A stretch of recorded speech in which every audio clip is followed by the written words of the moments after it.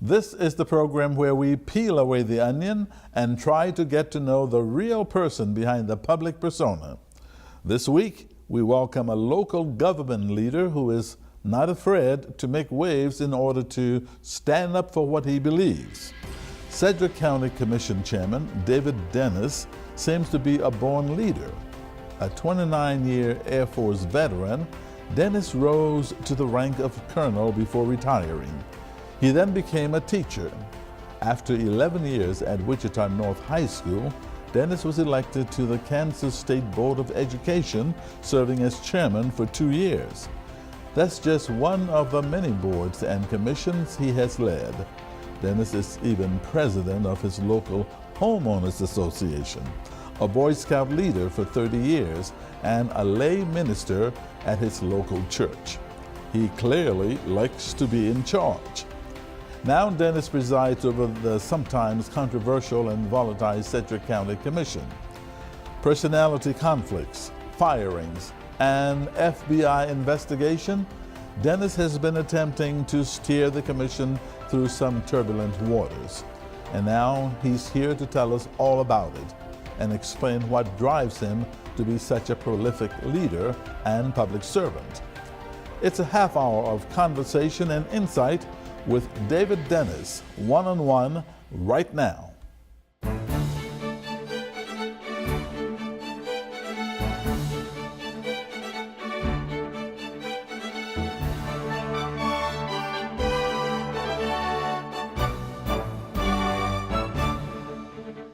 Hello, and thanks for joining us. I'm Victor Hogstrom. It's a pleasure to welcome Sedgwick County Commission Chairman David Dennis to the program.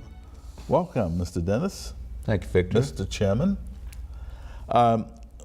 You seem to enjoy being in charge, being in the leadership role, the top role. Is that from your military background or just what drives you? Well, what actually drives me is my parents. They taught me community service. They taught me how to take care of other people.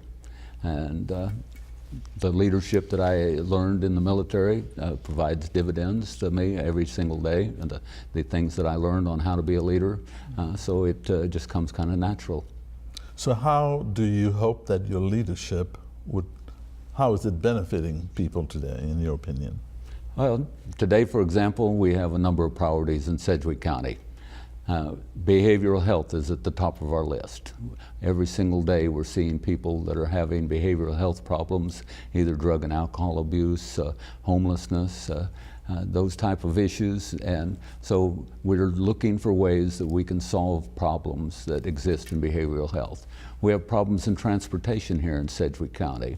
If you try and drive through the North Junction today, you're going to find that during rush hour it's almost impossible to get through, and we have accidents there all the time. We have workforce development that we're trying to work here in Sedgwick County. We have great opportunity right now because more and more companies are hiring, but we have to find the people that can fill those positions. So there's a lot going on and a lot of issues that we need to work. You talked about your parents a minute ago. So tell us, how does your life story begin? Certainly. I was born in Great Bend, Kansas. My father was a police officer when I was born. I was born right at the end of World War II, so I'm a product of the Cold War. And after high school, graduated in 1964.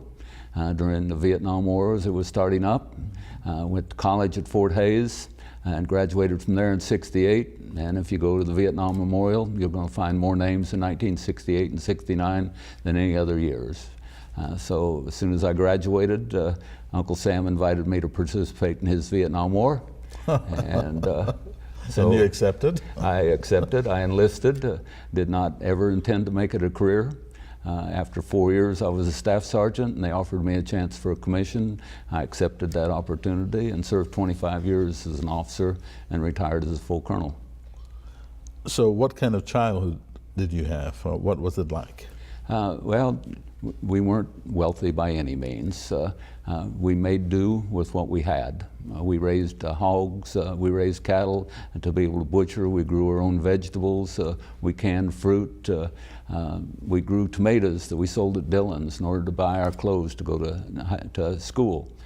So I did not grow up in a prosperous community. At least I was on the east side, and that was not the wealthy side of Great Bend, Kansas.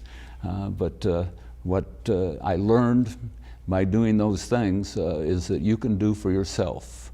You can learn how to fix things, learn how to be a mechanic if your car breaks down, learn to grow your own food, and this served me well the rest of my life. So when you went to college, you earned a master's degree in public administration. What were you planning to do with it? Well, actually, I got my bachelor's at Fort Hays, and I went into the military. My master's I got through the University of Oklahoma in public administration, but I got that when I was a major, and so I was in the military for quite some time before I got the master's degree. My bachelor's degree I intended to teach. They were deferring teachers for a period during the Vietnam War, and I thought, maybe I ought to teach school. Unfortunately, I did not get a chance to do that immediately, but after 29 years in the military, I still had the burning desire to be a teacher. So I called up the state of Kansas, Kansas Department of Education, and said, what would it take for me to be a teacher?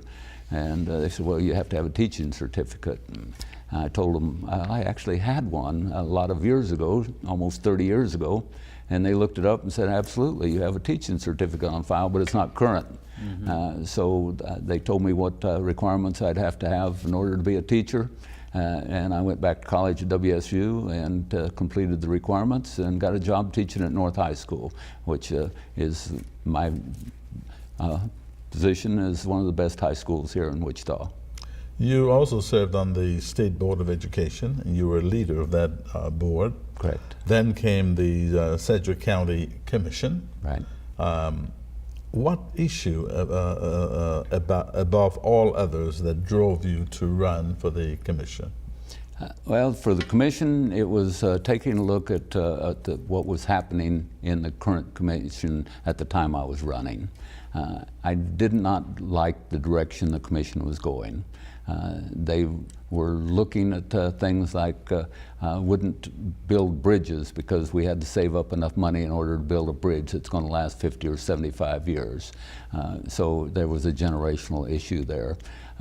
They were cutting programs. They were harming certain high-value products here in Sedgwick County. They were cutting back on things like the zoo and so forth. So as those issues came about and I didn't agree with the decisions being made, I thought if no one else is going to make a change in the direction, I guess I'm going to have to be the one to run and make a change. Now, you seem to be, as I said in my introduction, leading the commission through some turbulent times. The firing of the county manager, you had issues with your attorney, et cetera, et cetera. How do you deal with these stresses and these controversies? Well, my wife worried about me every day because there was a lot of stress going on during that period of time. She asked me how I was sleeping and whether or not that I was... How did you sleep? Actually, because I felt that we were doing the right thing, I slept well. Okay. And I told my wife the same thing. As long as I feel that in my heart that the decisions we're making are the right decisions for the citizens here in Sedgwick County, and we have to do things that are taking care of 500,000 citizens. If we're doing the things that are right for our 3,000 employees, then I can sleep well. If we're doing things that are going to harm either one of those groups, then I would have a problem. But I believe that we were doing things that were going to help both of those groups. So when it comes to the county manager and the firing, you voted against it. Correct. The others voted in favor. You were one of, I think, two that voted against it. Correct. Tell us, why did they vote in favor and why did you vote against it? Well, they voted in favor of it because it was we were at a point where that we needed to get past that issue so that we could move on and take care of, as I said, our citizens and our employees. But the reason I voted against it is because they were going to give a severance agreement that was well in excess of what he had a contract for. So I did not agree with the amount of severance pay. I still believed, as the other ones did, that we needed to make a change, but I just didn't agree on the amount of that it was costing our citizens to make that change. Then you also had to deal with the wire fraud and money laundering issue with one of your colleagues. How did you handle that? As I said all along, from the time that the indictments came down on Commissioner O'Donnell, that it is now in the hands of the people that are going to either find him guilty or not guilty, and in the hands of a jury. I never took a position on it one way or the other. I supported him as a commissioner the entire time. I am very pleased that we are past that. Things have calmed down considerably in the commission, and now we're moving forward making decisions that are helping our community. So are you saying the relationship with the commissioners are all, the connection and the interactions is perfect or better? Well, I don't know if it'll ever be perfect because we have 5 type A personalities that are on the board, and we all believe we're right 100% of the time, or we wouldn't be in politics. But certainly the interactions have improved greatly. We get along very well. Lonnie Wright, I don't know if you've ever watched our well, you have, obviously you watched our county commission. Yes, I do. We broadcast on KPTS, yes. We have our meetings, and they're very, very formal. But before the meetings, Lonnie Wright, who comes to all of our meetings, he's noticed, and he came up and talked to me about it. He said, you know, as you come in and sit down and are waiting for KPTS to be ready to broadcast, we joke with one another, we smile, we laugh. He said that never happened before. So I think we've got a great relationship going on right now. So what is the biggest problem now that you see facing Sedgwick County? Our biggest issue right now is behavioral health. I've mentioned it before. You mentioned it earlier, right? And we need to work through that. We have a tremendous amount of people that are in our jail currently because of behavioral health issues. Every single day we have people that are going to courts, so we're having our courts involved in it, we've got our DA involved in it, our sheriff's department's involved in it, police department, 911, EMS. We have so many people that are involved in issues that revolve around behavioral health, and we've got to try and resolve that. So, Commissioner Dennis, when you are not politicking and serving on boards and leading organizations, what do you like to do for fun? Well, for fun, I've got a workshop at home, and I restore old Corvettes. Oh, how many do you have? I've got 2 and my son has 1. I've got a 62, a 63, and my son has a 71. And we've restored those frame off completely. They're so perfect. We took the 63 last year to Bloomington in Illinois and had it judged, and it got the top rating, which is Bloomington Gold. Then I had the National Corvette Restorers Society judge it, and it got top flight, which is the top you can get. So we restore them as close to perfect as we can get them. So why do people restore old cars? Do they just enjoy it? Or is it a treasure? What is it? Well, it started off for me with a 62 Corvette. As I told you, I did not grow up very wealthy. But when the 62 Corvette came out, I was in my junior year of high school, and I fell in love with that one car. And my entire life I said, someday I'm going to own a 62 Corvette. And so I found one, and my son and I restored it. It's a nice bonding experience between my son and I as we do it as a group. So that's just something that I do for fun. There's something else you do, and that is you are a Eucharist minister at St. Elizabeth and Seton Catholic Church. Correct. How did that come about? Well, the things that I serve, and I believe in service. I believe in service to God, first of all, above all else, service to my family, and service to our community. And that is a way that I serve my God, is through being a Eucharistic minister. So what do you do in that role? We are extraordinary ministers of Eucharist, which means that we can pass out the Eucharist, the body and blood of Christ, to the congregation. I'm a Baptist, so you're talking about communion here. Communion, okay. Yes. Tell us about your family. You mentioned your family several times. Certainly. Married my wife, Janet. We were high school sweethearts, and so we knew each other for about 5 years before I got married. And we got married right after I entered the military. We planned on getting married before I went in, but that all happened very rapidly.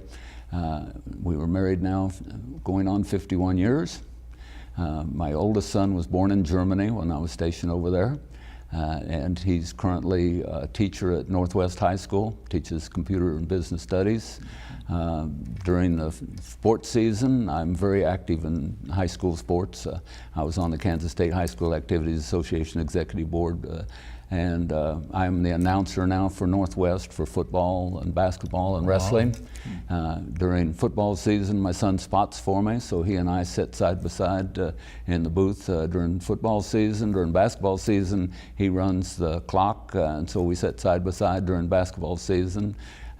My other son, my youngest son, is a principal in Murray, Nebraska, of Conestoga School District.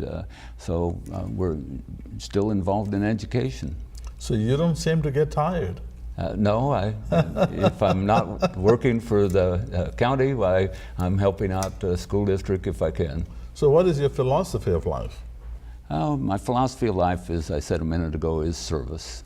As I said, I serve God, my family, my community. Those are the things that drive me. And your greatest fear for the future is what? My greatest fear right now is that we produce citizens that can follow in my footsteps, because I am at the end of my lifespan. Obviously, I'm 72 years old. That was why that I went into teaching, was to help bring on our next generation. That's why I do what I'm doing now. I'm hoping that we're growing the leaders of tomorrow, and that's what we need to do. Now, Commissioner Dennis, you seem to speak softly but carry a big stick. That's my observation. But really, who is David Dennis? I'm a fairly simple individual. As I said, I grew up in a small town of parents that taught me to believe in God, someone that worked hard all of his life, not afraid of hard work. I worked my way through college so that I wouldn't have a large loan when I graduated. I had a National Defense student loan to get me through my bachelor's degree. Which really wasn't that big a loan compared to today's loans. Maximum I was able to borrow was $600 every semester. But that was a lot of money back in the early 60s.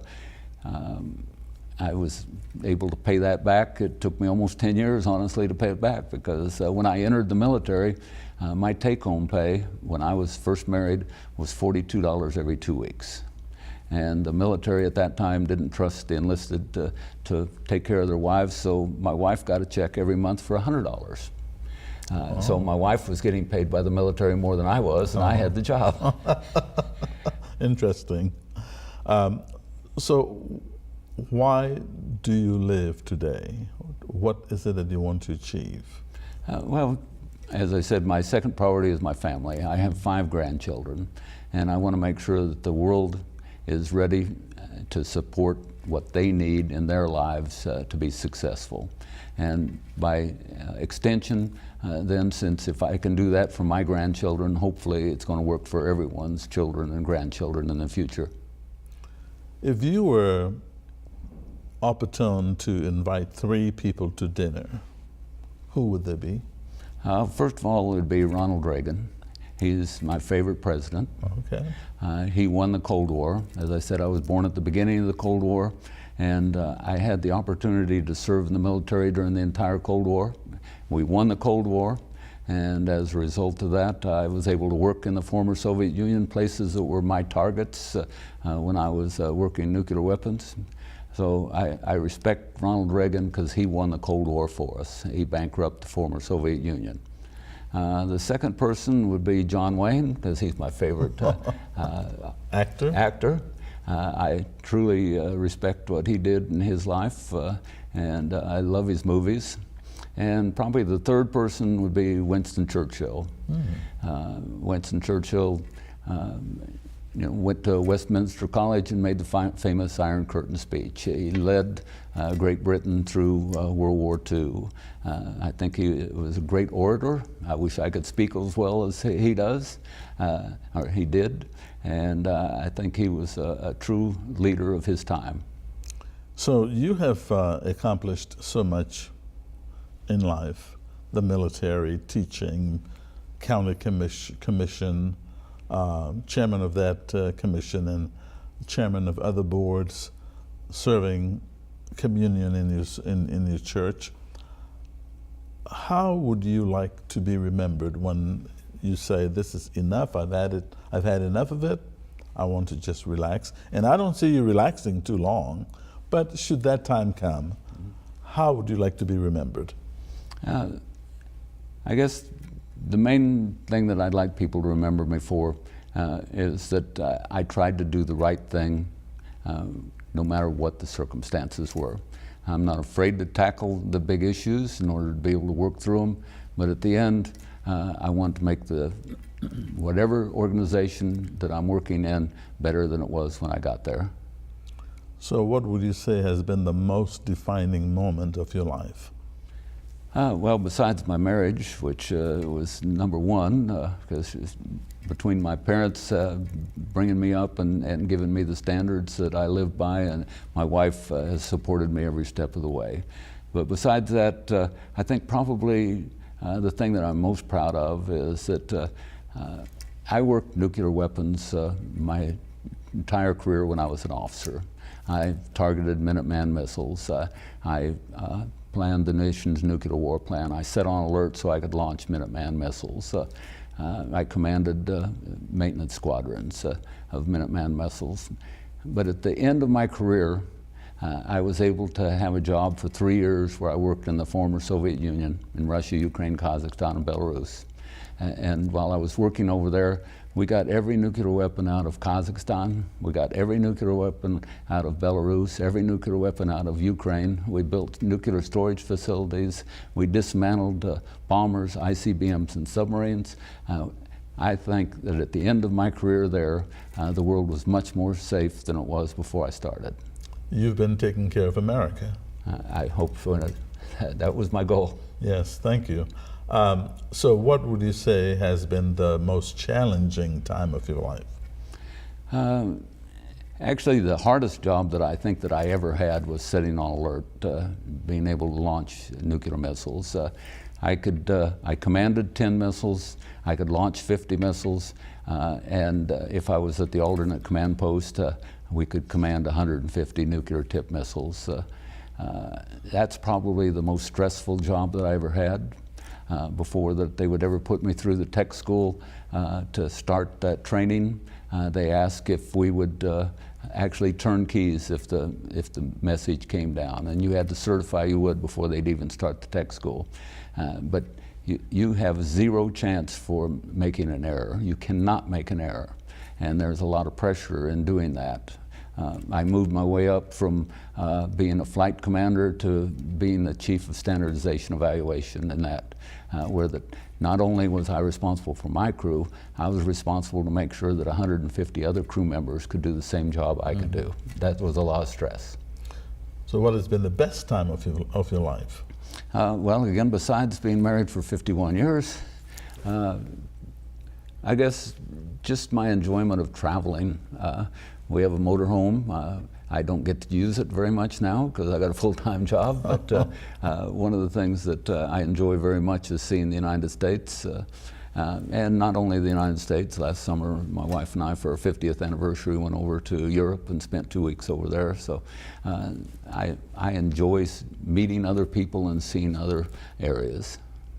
Describe the worst time of your life, Commissioner.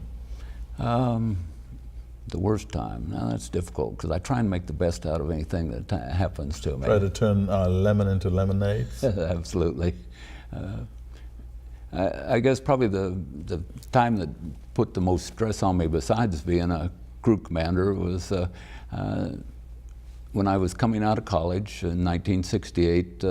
I truly at that time did not want to go into the military.